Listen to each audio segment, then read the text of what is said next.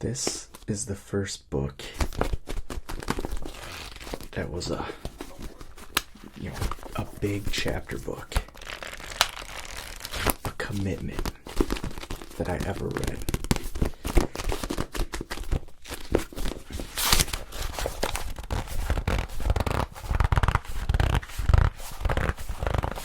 I was never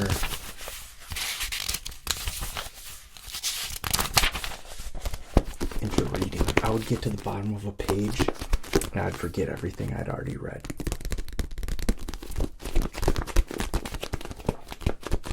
And then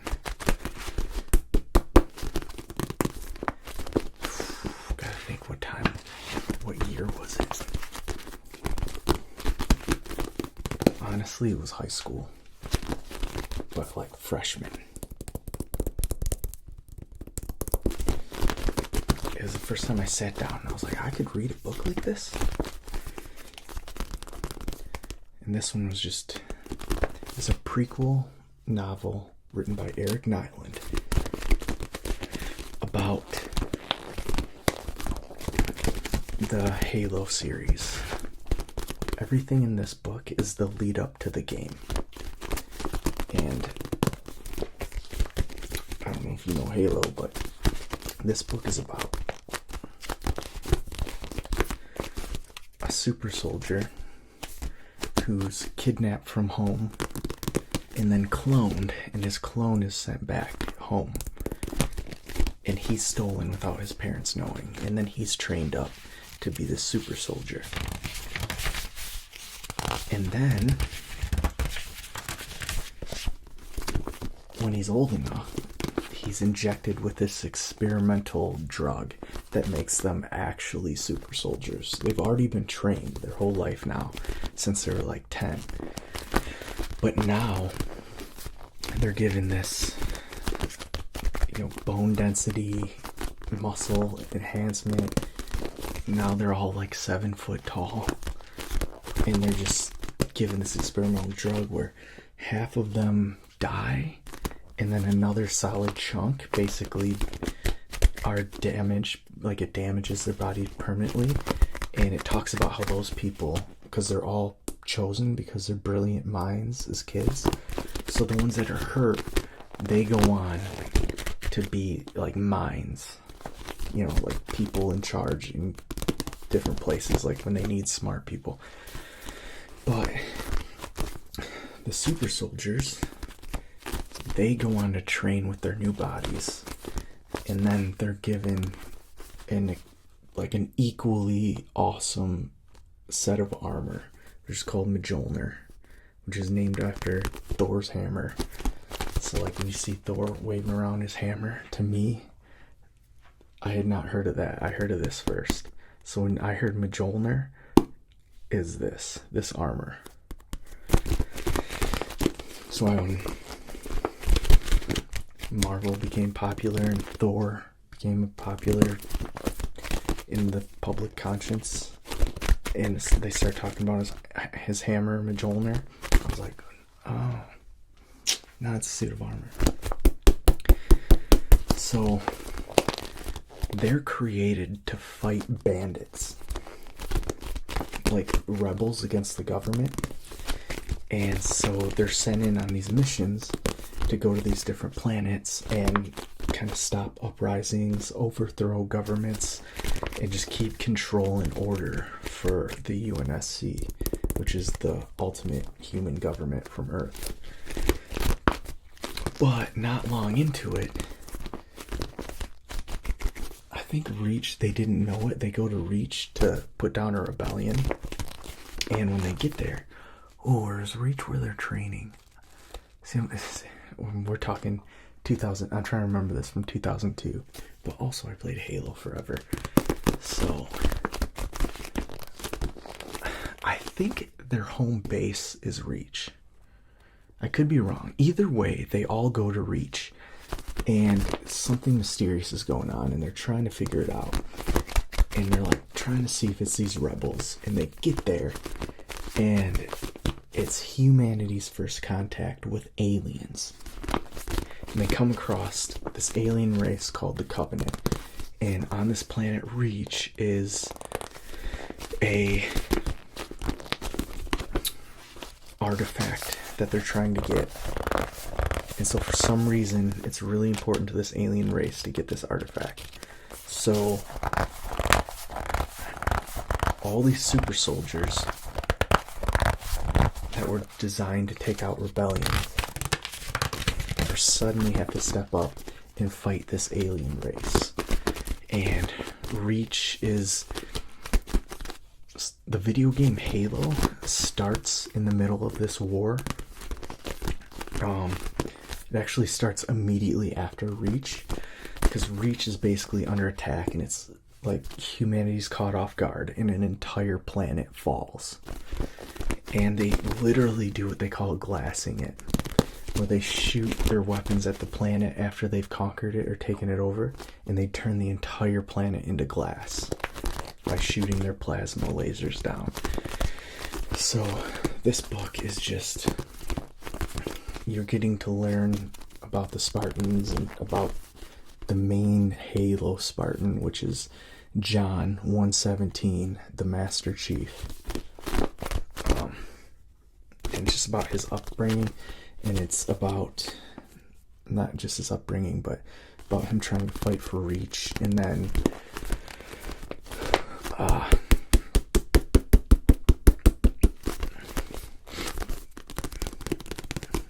eventually they escape the planet and they just dive into warp drive like it's just a mad dash. Like, save as many people as you can, get in one of your spaceships, because the alien spaceships are now everywhere attacking everything.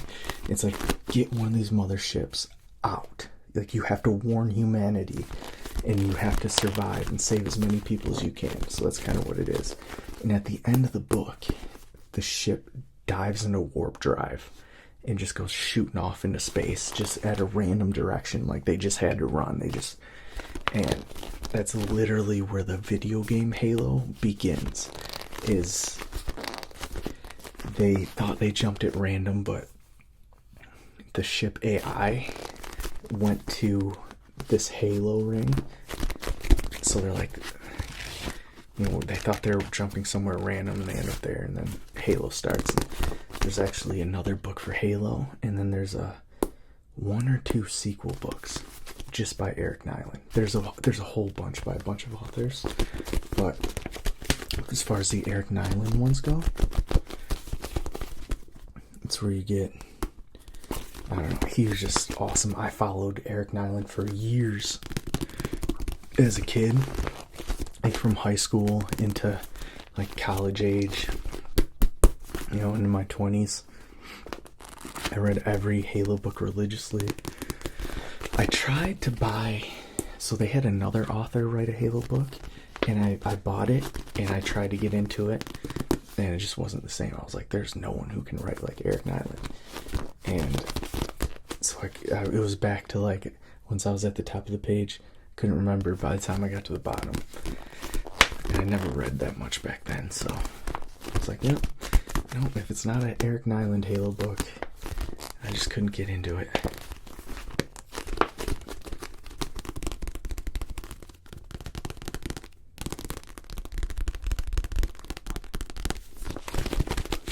Just interesting. A lot of good times. I remember like we're at like hanging out with my cousins and we're playing, and I was just like,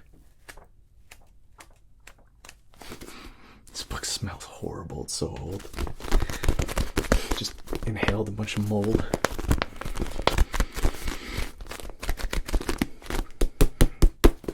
But yeah, that was my first like full thick novel that I ever read.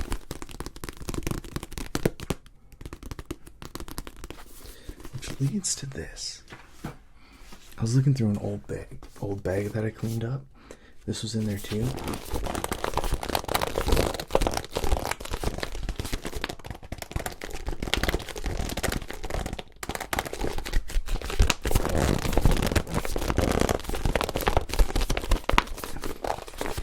See, this book is about a boy who lives under a set of stairs. His name is Harry, and he's a Potter.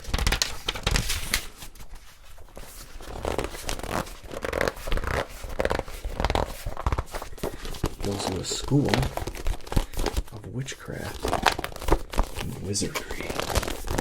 And he learns how to use a magic wand and to fly a broom. And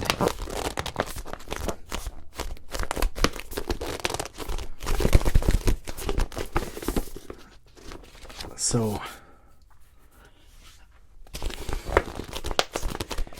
I read, I think, the first Harry Potter book when it came out, and I was Harry Potter's age, which was awesome.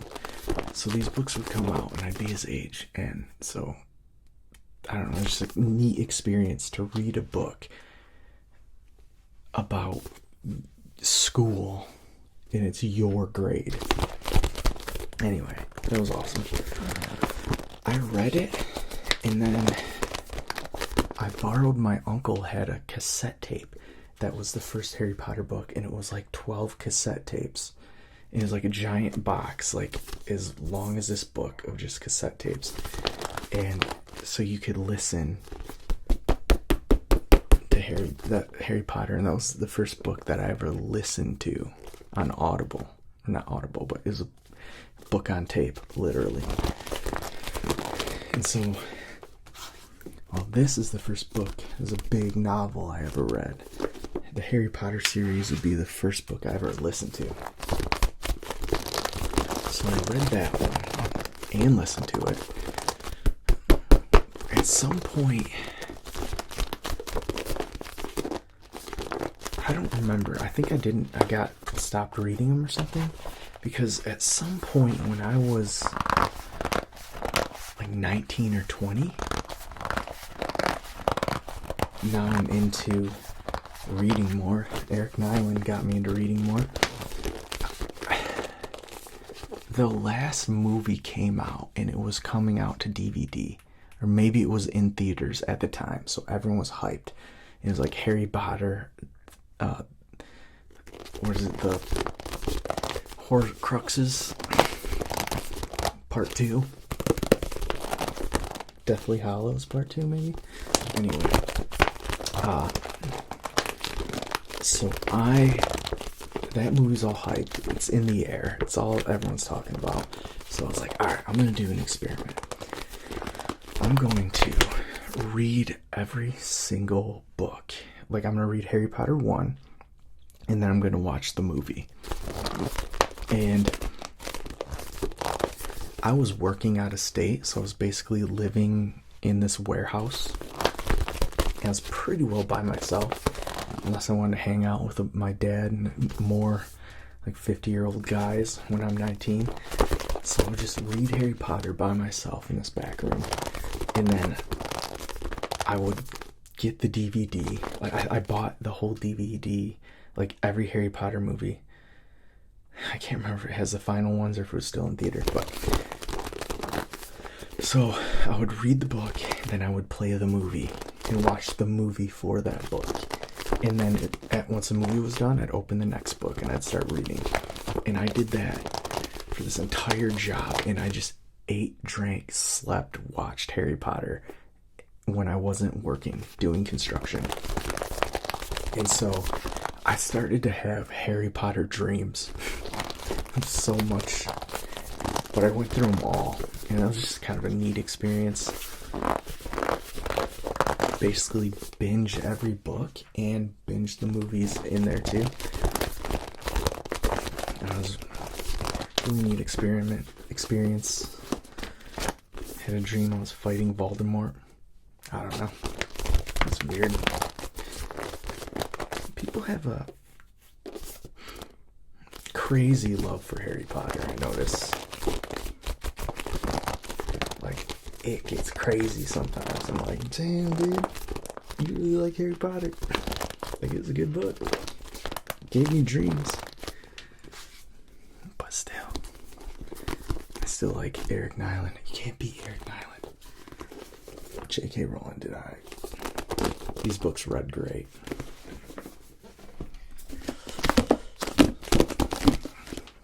Those are the 2 books I brought. These ones I just keep back. But that was the hype, actually. Way back when I wrote this, that was the influence. Those were the kind of books I was reading.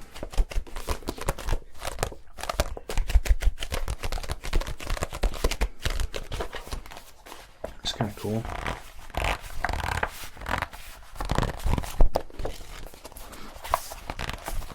I was literally staying in that same hotel or warehouse.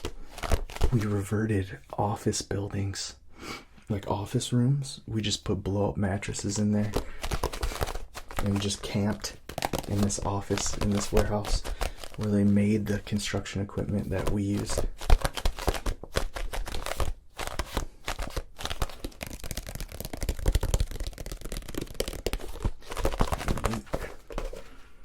So yeah, when I wrote this, I was out of there. This is years later. I actually quit the construction job for 3 years. I went and worked at General Motors. And then I went back to the construction job. I did that. And I wrote this, I think, when I left the construction job. This one's just vampires taking over the United States. It's slow motion, like the East Coast. Just gets overtaken. And everyone's like, what's going on? You know, people are disappearing. People get sick and then they disappear. Or people die and then someone's coming in the night and stealing the bodies, and you just can't figure it out until it's like everything starts breaking down and you're like, national evacuation, safe zones. At some point they're in a school where they use UV lighting, so they like catch on to the vampires. So it's just humanity trying to survive. It's kind of neat. But I always tried back in the day, because I loved Eric Nyland. And it's not so much of a different writing style as J.K. Rowling. Just this third person, action oriented. I don't know. But I always wanted to write like that. I read Twilight though. I thought that book was awesome when it came out. I did try to write a book in the first person. It's not this one.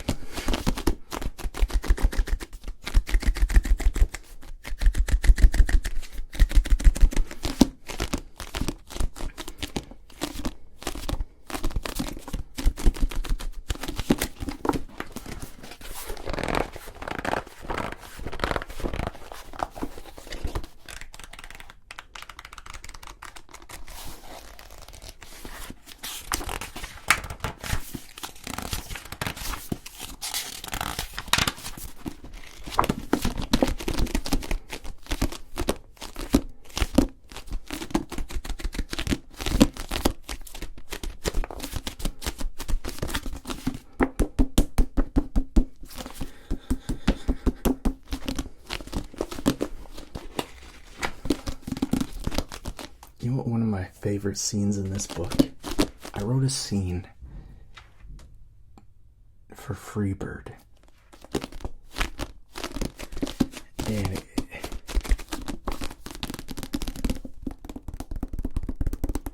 it follows Freebird's timing. They go to the White House and they're trying to stop the main vampire. And they have to do it before the sun goes down.